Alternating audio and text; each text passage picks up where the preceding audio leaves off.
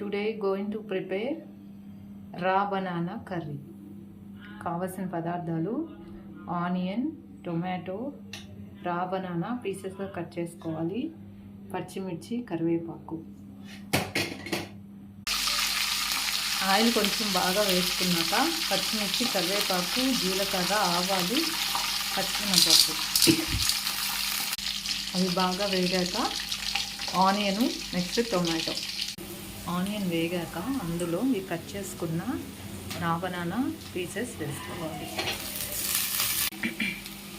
రా banana piece వేగాక అందులో ధనియా పొడి కొంచెం, ధనియా పొడి, ఉప్పు, కారం, పసుపు వేగాక మధ్యలో ఇలా టమాటా పీసెస్ వేసుకోవాలి.